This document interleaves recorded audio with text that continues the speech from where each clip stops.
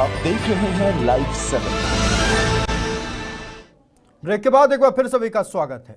दिल्ली से एक बहुत बड़ी खबर सामने आ रही है। दिल्ली के द्वारका मोड़ में स्कूली छात्रा के चेहरे पर तेजाब फेंकने का मामला सामने आया है।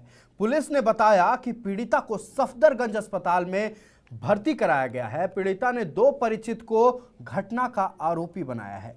फिलहाल इस मामले में तहकीकात की जा रही है। इस मामले को लेकर दिल्ली महिला आयोग की अध्यक्ष स्वाति मालीवाल ने स्वतः संज्ञान लेते हुए अस्पताल जाने का निर्णय लिया है।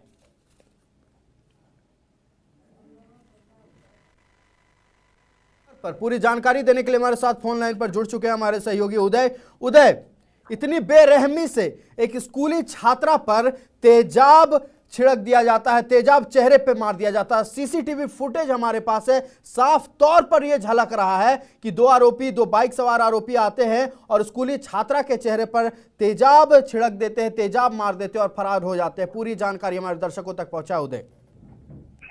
जी बिल्कुल आयुष, बताना चाहूंगा जिस तरह से दिल्ली में क्राइम का ग्राफ लगातार बढ़ता जा रहा है, द्वारका में एक और क्राइम की बड़ी वारदात सामने आ गई है जो कि सीसीटीवी कैमरे में कैद हो चुकी है।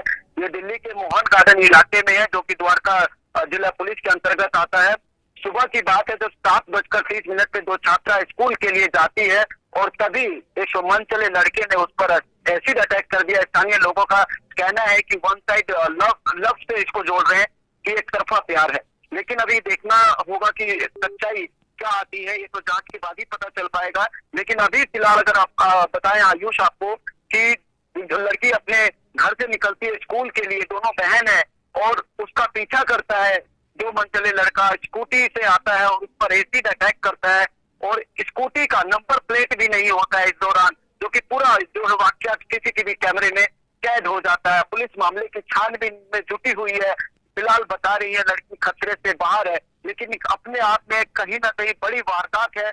अभी फिलहाल लड़की सफदरजंग अस्पताल में भर्ती है। उदय, ऐसा पहली बार नहीं है कि महिलाओं पे, लड़कियों पर अटैक होते रहे हैं दिल्ली में, और द्वारका एक रिहायशी इलाकों में से एक है। ऐसे में जब बच्चियां स्कूल के लिए निकल रही है, उन पर एसिड अटैक हो रहा है, कई जगह उन पर हमला किया जाता है, सरकार क्या कर रही है, पुलिस या तंत्र क्या कर रहा है वहां? जो बिल्कुल आयुष, बताना चाहूंगा एक बार फिर कहीं ना कहीं दिल्ली पुलिस सवालिया निशानों के घेरे में आ गई है। और सरकार की बात करें तो सरकार भी सवालिया निशानों के घेरे में है कि जब एक छात्रा सेफ नहीं है द्वारका जैसे रिहायशी इलाके में, तो कानूनन पुलिस कर्मियों पर भी सवाल कई उठते हैं कि आखिरकार किस तरह के अपराधियों पर रोक क्यों नहीं लग रही है, सरकार क्यों नहीं इस तरह की अपराधियों पर एक्शन ले रही है। कहीं ना कहीं अपराधियों का हौसला बुलंद होता है जब उनको कड़ी कार्रवाई नहीं होती है, उनपे वो बेल उनके ऊपर सजा होती है, लेकिन बाहर आ जाते हैं, उनका हौसला बुलंद होता है। सख्त से सख्त अगर कार्रवाई हो। जी बिल्कुल, आपका बात कहना बिल्कुल सही है कि अगर सख्त कार्रवाई नहीं होगी तो ऐसे ही लोग एक उदाहरण की तरह, एक बुरा उदाहरण की तरह समाज के लिए सामने आते हैं। फिलहाल अब ऐसे में जब स्कूल जाती बच्चियों पर अटैक हो रहा है, तो जो उनके माँ बाप है, उनके परिजन, उनके गार्जियन है, अपनी बच्चियों को कैसे खुला छोड़े, कैसे वो सोचे कि हमारी बच्चियां सेफ हैं? बिल्कुल आयुष, बताना चाहूंगा जब 7:30 पर दोनों छात्रा जाती है स्कूल के लिए और तभी अटैक होता है। इस दौरान हर एक माता पिता जो है यही सोचता है कि संकोच में रहता है कि जब बच्ची घर से निकलती है और जब तक स्कूल से लौटकर घर नहीं आ जाती है, तब तक कहीं ना कहीं मन में एक डर होता है, क्योंकि इस तरह की वारदात अक्सर सामने होते रहेंगे, सामने आते रहेंगे, तो कहीं ना कहीं डर पूरी तरह से रहेगा गार्जियन के मन में।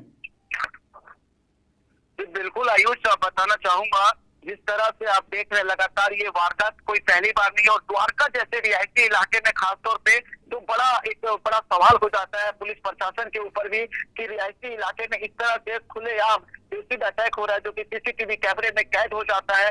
तो इस पर एक बड़ी कार्रवाई होनी चाहिए। जी, तमाम जानकारी के लिए बहुत बहुत धन्यवाद उदय, और हम उम्मीद करेंगे कि इस तरह के अपराधियों को कड़ी से कड़ी सजा पुलिस दे और एक उदाहरण के तरह पुलिस सेट करे, एक एग्जाम्पल सेट करे कि इस तरह के मन चले अगर कोई ऐसी हरकत दोबारा करते हैं तो उनके साथ क्या किया जा सकता है।